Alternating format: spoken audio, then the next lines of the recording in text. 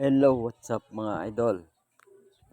Gagawa tayo ngayon ng beef stick. Ito yung mga kasama ng mga lutuin.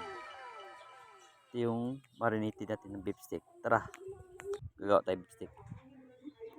Ito yung pinaghalo ko na yung mga ingredients ng mga beef stick natin. Yan, paghalo-haloin naman natin para i-marinate yan mga idol, marinate yan. Ito na mga idol, pagtapos ng marinate natin mga idol, iluto ko na.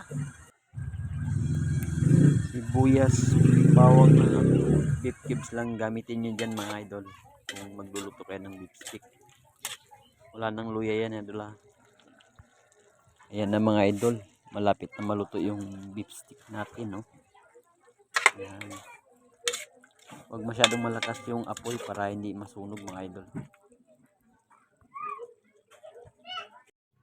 Ito na idol, yung beef stick natin, oh. Ilagay ko na yung sibuyas niya na slice ko pa bilog. Yan. Saka ito, finish na idol. Nilalagyan ko na ng sibuyas na dahon. Ayan yung beef stick natin mga idol. Ayan.